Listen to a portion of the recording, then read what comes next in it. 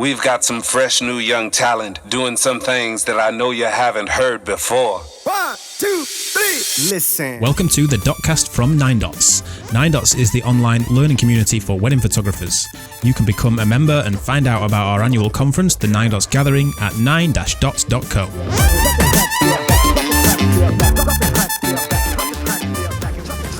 Hey everybody, it's Andy Gaines here, and I have been joined as usual with my good colleagues Adam Johnson. Hello. And Rahul Khona. Hello. How's it going? So, yeah, good, cheers dude, good. And you boys? Yeah, good. Yeah, how's the week been? Productive? You know, in a way. It's quiet time now, dude. Except I've still got a few weddings to edit, so it's not that quiet. Nice. I was thinking something we could talk about is somebody brought it up the other day on Facebook, is whether you send previews straight after a wedding to your clients. Okay. Yeah. So you mean like... So you just shot the wedding. You know what? Yesterday, hypothetically. Okay. And today, would you send either in a formal way or in a structured way or in an informal way, would you send those clients from yesterday? Yeah, okay. Now, do you know what? So for me, I find that this... Yeah, like I find this is a... Certainly, it's a weird thing, wedding photography, right? Because most people only book a wedding photographer once ever. So they've rarely got, apart from maybe when their friends have got married, they've rarely got anything to compare the experience with, right? So it's interesting, I find, watching like how wedding photography or the wedding photographers that we know, how they change, how they do things, and how that evolves through time, because it's not really based off anything. Do you know what I mean? Because no one has repeat business, you know? So it's always like you're always taking a punt on a new idea of doing something. And so obviously, because everyone's kind of quite sheepy, you'll find that once one person starts doing it and you get wind of it, then everyone starts doing it. Once one photographer, does that you mean? Yeah, when one photographer starts doing a new thing, all the other photographers think, well, if he's doing that thing, maybe we all need to start doing that thing. And because there's no kind of barrier, there's no kind of bar to measure anything against. So like talking of previews, it seems that at the minute, or maybe certainly over the last year or so, instant or more immediate preview, next day, same day, all that kind of thing, seems to be more a thing than it ever was. Yeah. But I'm not entirely sure of the like inherent value of it. Do you know what I mean? I agree. You know, that's kind of why we're talking about it. I was even talking to somebody the other day, and she was stressing out because like she had to get the previews out that day. But she also had to do this with the kids and this with the family, and she had this to do and that to do. And I was like, why have you put this? I don't understand where the pressure has come from. Like you say, really, that there's suddenly now this pressure to the next day the client has to get edited images. I know that the current thing obviously seems to be like the Instagram have something up on Instagram. Here's some pictures from yesterday's wonderful wedding that I just shot.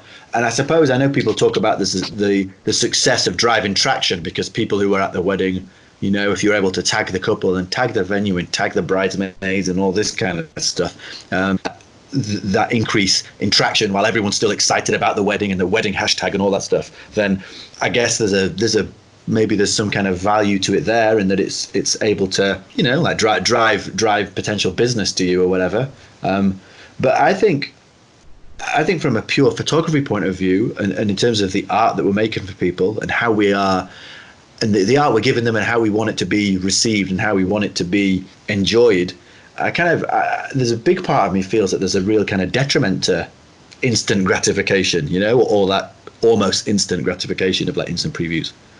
So I don't know. I'm kind of like, I'm in like, you know, bit in the middle. I'm not entirely sure whether whether this instant preview is a good thing or not. What do you do? Kind of changes. So like I said, we're all big sheeps. So this year I've tried to deliver a couple into the public domain, like Instagram, for example, within a few days of the wedding. But only when I've thought that it would be beneficial to the traction, you know, like would it be beneficial to my Instagram, my reach or whatever. So like, for example, I've got the couple's Instagram handles, I've got Instagram handles for the venue and the bridesmaids and all that kind of stuff. If the couple weren't on social media, I probably wouldn't bother doing it at all. What about you, Rahul? Still awake? You still awake?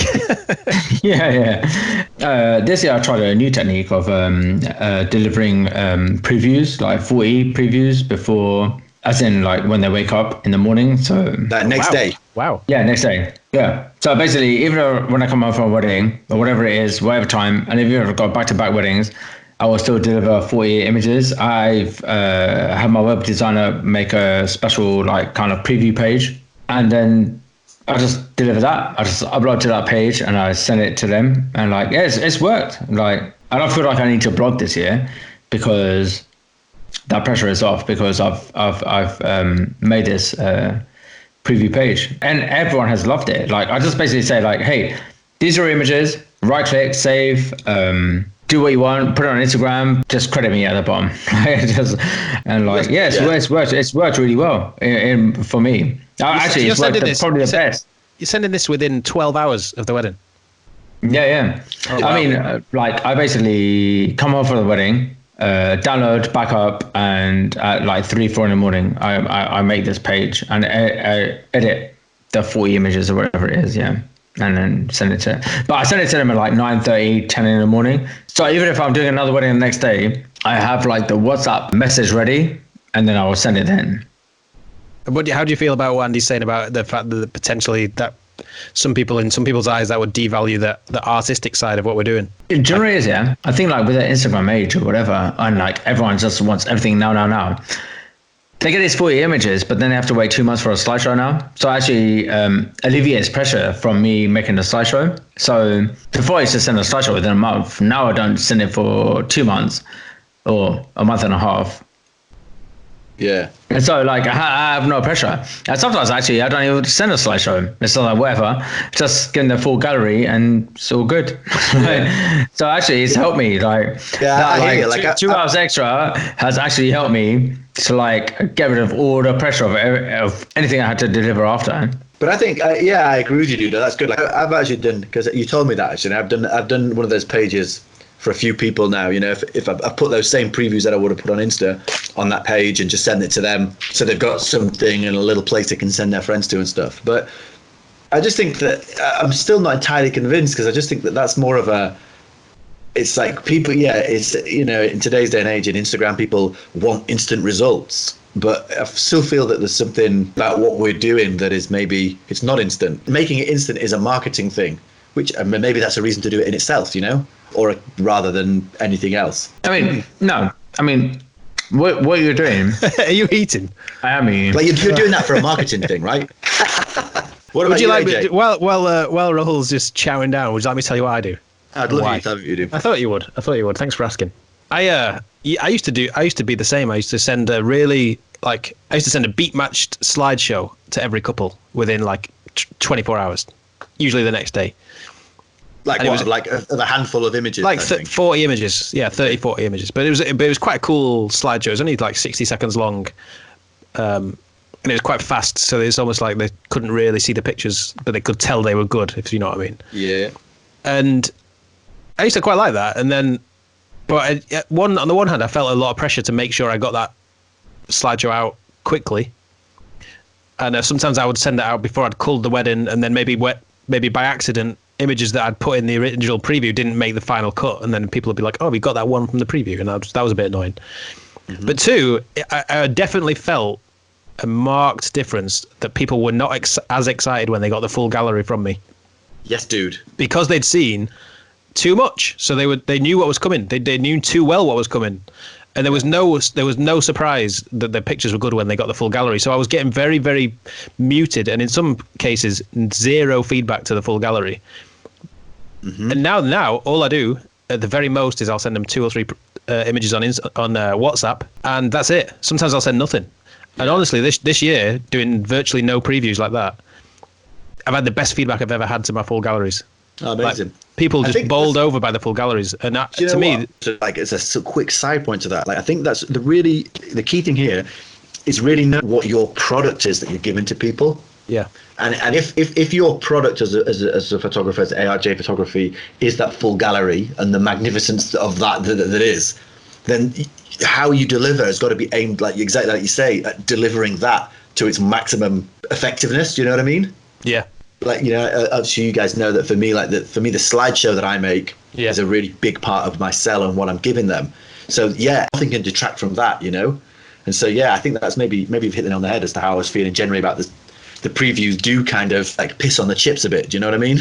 Yeah, and I on my guess slideshow chips. and going back to what you're saying about the sheep thing, I think the only reason I started doing like hard hitting cool previews was because everybody else kind of was, and I was like, oh, if everybody else is doing previews, I should probably be doing previews. Yeah, and right.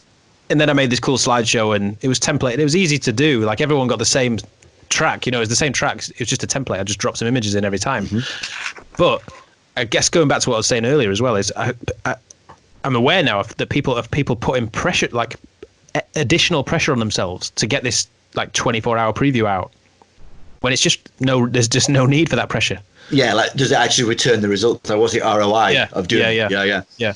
The other thing, which, do you know what? I don't know how this works with podcasts, but people can tell me in the comments. I want to hear from people, because what I want to know is... I don't know. I don't think we have comments. No, somehow write it on... Send it on the postcard. But what the biggest problem that I have with doing those kind of instant next day previews, and you touched up on it, is that it messes up my workflow. Like that's the... Yeah. So, you know, when I sit down to cull a wedding, I'm going to cull through that wedding methodically, and I'm going to end up with, you know, however many 100 ticked yes images that are going to make it through into Lightroom, that are going to get edited and delivered. If I've gone in there the night of the wedding or the day after, and I've already been through and kind of starred a few that I'm thinking of a preview, and then I'm pulling those out of that folder, which is then not going to be the same folder that they're in when I then make my Lightroom. You know what I mean? So Lightroom's not going to find them later, and I'm going to pull them into Lightroom then, and I'm going to edit them. It really, really like throws a spanner in the works of my workflow. So I really what I want to know is people that do those next day previews, how they make it so that they're full gallery, slideshow, edit, culling. I edit those images, then I just back them up. I put them on shootproof as previews, yeah? So they're already backed up. So if they need that image, the exact one that I sent them as a preview, and they were like, that anal, they were like, this is the image that I love, I just send them that image. But otherwise, I'll re-edit it to when it's in. All right. So when you go to cull the wedding, you're just going to ignore the ones you've already made, and so they might even make the cull when you actually sit down. They might not make the cull. Right. Okay. Yeah. You just don't care. And no one cares. We put too much like pressure on ourselves. The brand and crew are going to care. Honestly, they don't give off. Like they don't even know the difference between the image that if you send them as a preview from like a month ago, and you send them a new image now. They don't know. They don't know. Yeah. My issue is the same as Andy's, is just the workflow side of it. So it's almost like you're doing twice the work on those particular images, dude. And also just that extra time of going through and picking out the 40 that you're going to preview. That's like a cull before the cull. Like to me, it's just it's a whole added element. But you know, I did one today before I set off. But the thing is, is that Indian weddings, English weddings, whatever, right? There's certain things that you could always kind of know where the best moments are. Yeah, walking down the aisle, dad seeing the bride. That's why I don't want to give these before the full gallery, because it's like if they've seen these big moments before. The killer moments, the absolute like creme de la creme of the day, and they get it within 10 hours. Then all they're getting a month later or 2 months later is the rest, you know, like, and that's always going to be an anticlimax for everybody involved. Maybe. But then I think that's the thing, it's like that balance versus it's got the instant impact. They've got something to take on honeymoon that they can look at and enjoy, and they can share with people, and so how good their photographs are. Like, you know, there's got to be some kind of, I mean, I don't know, are people getting good results from these next day previews on Instagram than they weren't before? I don't know. Phone in and tell us, send me a carrier pigeon and let me know. But that's why it's always got to come down to, like, I felt like it was doing previews was genuinely having a detrimental effect on my business for me. Whereas this year, it's not doing previews. It's gone back to what it used to be before I did previews. You know, the types of reactions and types of testimonials and feedback that I was getting before. So it's got to be it's like we always say. Yeah. And it's the classic sitting on the fence cliche. But that's the thing, isn't it? The thing is, you got to do what works for you. And I think an important thing is going right back to what you said right at the beginning, Andy, which was, don't just do stuff because other photographers are doing it and think that because other photographers are doing it, you have to do it as well. If it doesn't work well for you because of your personal situation, because of the way your business works, because of your time, then don't do it. Like, we've always said this, haven't we, since the day we started doing workshops, that you've got to create a business that you want to run and that makes you happy. And but you've shoehorned in these previews that you have to get out in 24 hours and it's causing real stress in your life and your business, then take it out and just don't do that anymore. Yeah, for sure. And I think, it's like, it's knowing yourself as well. Like we said, knowing that what your aim is and what your strengths are and playing to them, and what the products you're delivering, making sure that they work for sure. Yeah. Amen, boys. Amen on previews. Amen. Yeah. Yeah. And on that note, I'm going to go and edit some previews. Because you have to get them out before midnight. Stressing out. Go and do it now. 1, 2, 3. Listen. You can listen to previous episodes of the DotCast anywhere people normally listen to podcasts, and you can find out more about 9Dots membership and the 9Dots gathering at 9-dots.co.